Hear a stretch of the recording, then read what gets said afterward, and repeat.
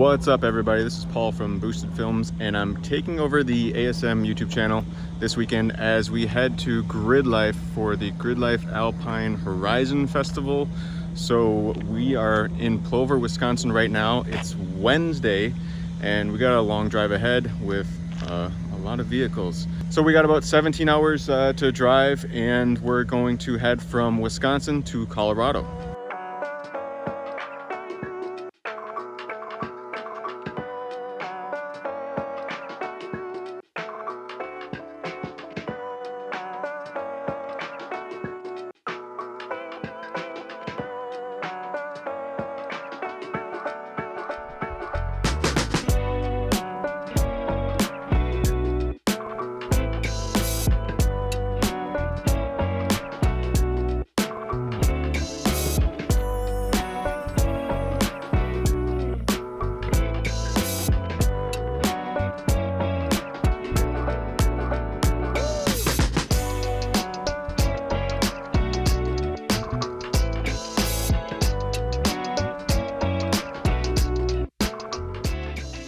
I'm going.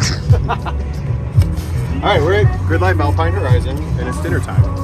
Because we just drove for like 28 hours or something. We're hungry. Yes.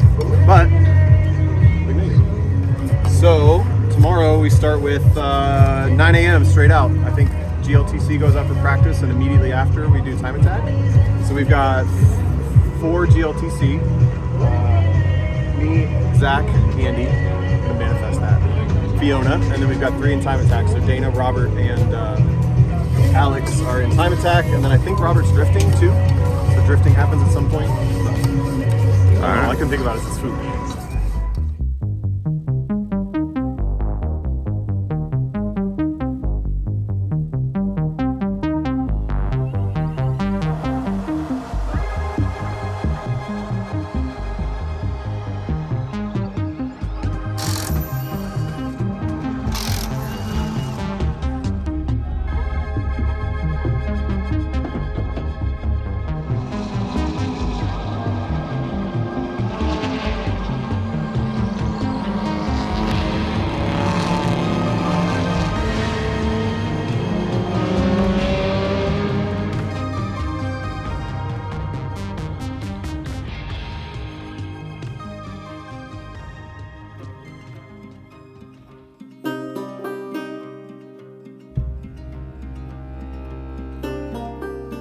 First session went out, wanted to make sure that the car was all safe and good after we repaired it from the fire that we had at Lime Rock. So I didn't really do much that session. Second session, put on some new tires, nice shiny chrome wheels, and went out to start to try and find some pace. First hot lap, came around the banking over the bump, and I'm pretty sure that wheel failed as we came over the bump, and the car spun around and I went into the wall. So I'm okay. The car looks a lot less bad than I thought it would when I got out of it. So yeah, figure out what the plan is now. I was gonna ask, what do you have any plan for the car? You're gonna fix it right up though, right? We're gonna see. Gonna see what the plan is. Because Andy's picking up the pieces of his wheel.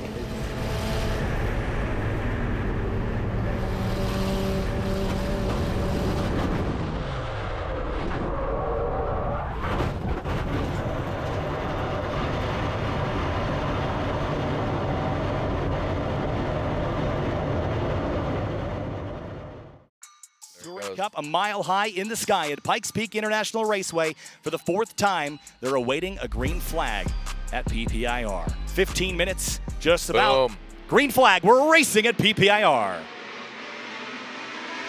3 already, 4 wide down the front straightaway as they head into turn 1, up high against the outside wall. Is that Jeremy Swenson in the purple Viking Performance Corvette? We're still 3 wide in the banking. Are we still 4 wide? Yes, we are for 5th place. That's almost 5 wide there. Look at that 3rd row. 5 there. I mean, they're doing the flying V right now, but Swenson gets out front. Tomo there in 2nd, and Highcutter jumps up to 3rd, and that's what you're talking about. You know, he was the fastest in practice, but when push came to shove in qualifying, he held that 4th spot, but he does gain another position. Highcutter. Oh, look at Swenson. Wow, it drive off turn number 3 for Swenson, grabs the lead away from Tom O'Gorman. Swenson hasn't won a race since Circuit of the Americas in February. It has been driving him mad. Come across lap 1, Swenson leads.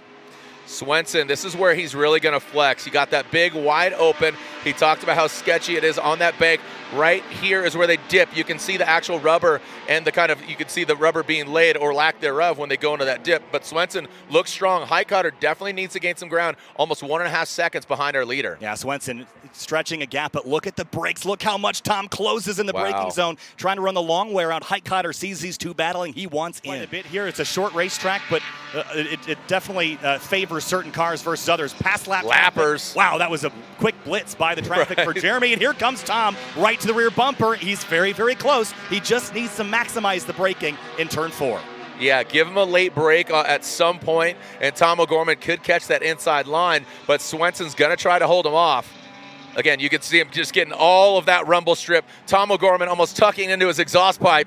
Swenson holds a position, uses all that rumble strip, red, white, and black. That's what they are right now. This is exhilarating. Ooh, there he goes. Underneath. Can he get him? Got a little overlap. Here he comes. Side by side for the lead. 1 minute and 30 seconds to go. Swenson slips up, and Tomo, trying to drag race, pulls down to the inside. White flag this time through. 1 lap to go here from PPIR. Yeah, you talked about it. You know, if it's a drag race, Swenson's going to win every time. But Tom O'Gorman needs a tiptoe, little ballet, rock and roll ballet for that checkered flag. So the white flag is out. They will end on that 12-minute vicinity.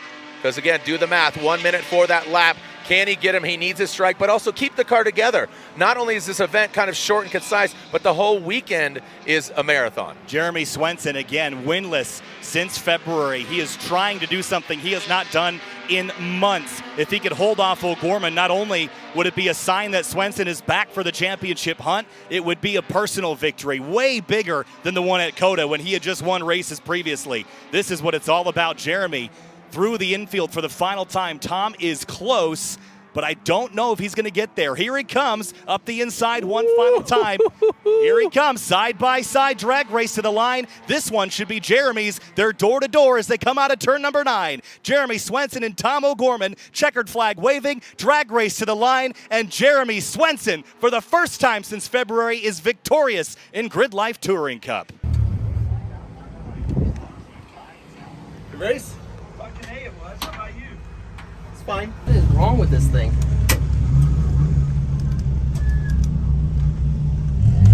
So pushing? Yeah, it looked like you're like having to basically throw it into the fast. Yeah, that's the only way I could get it. But then it would just like over rotate. I mean, I think it was always a little bit like that.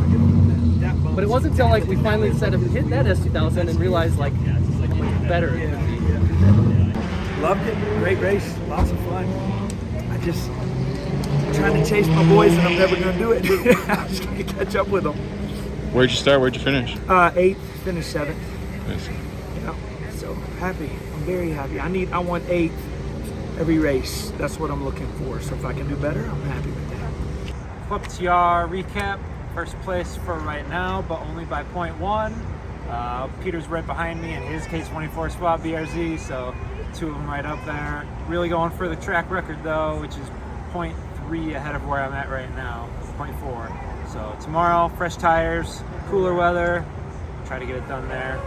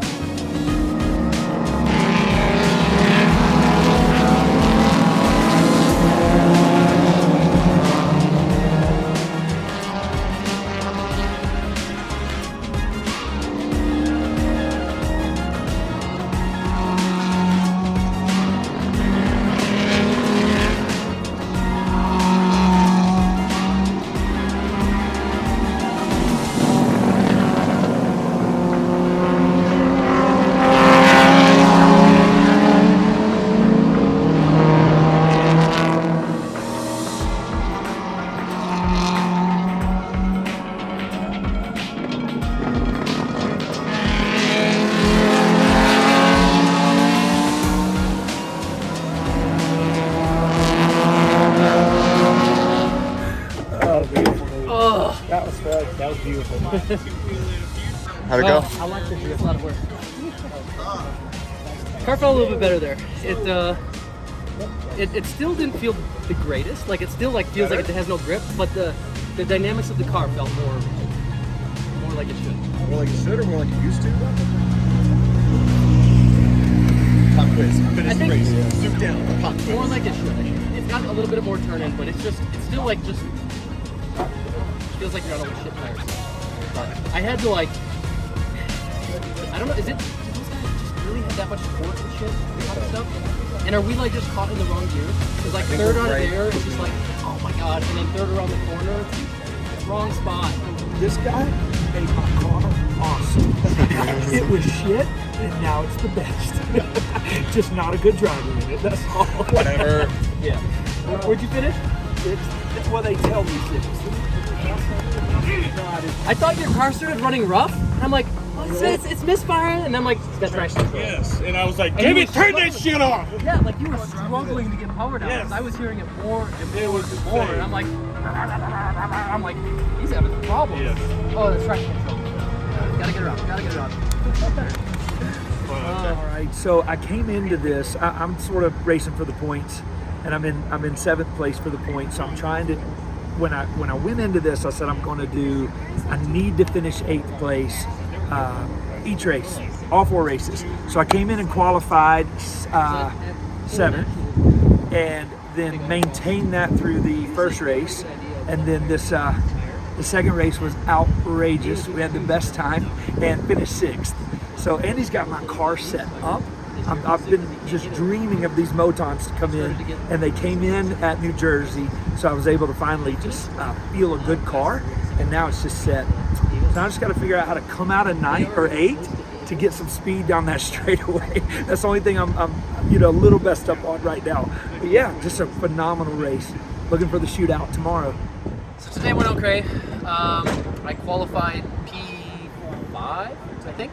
Not the greatest. Struggling with car issues, handling issues here. Kind of been dealing with this all season long, and slowly, I think I'm making progress.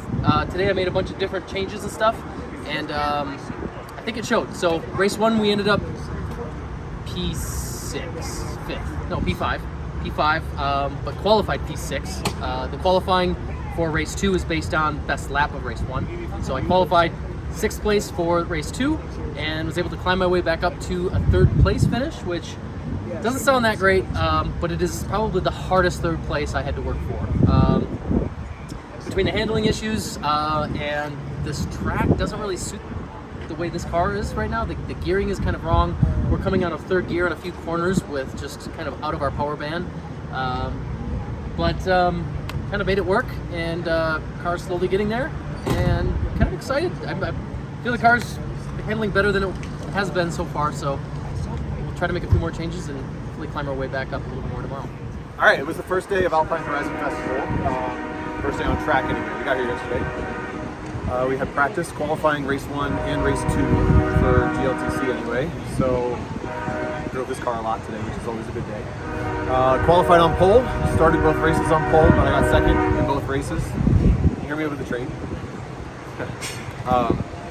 Which is fine. I mean, we kind of have 2 tracks on the schedule that are really not our tracks, arguably 3 with Kansas, but Coda and this one are really not our tracks. The speed of the corners basically being right between 2nd and 3rd gear for the S2s.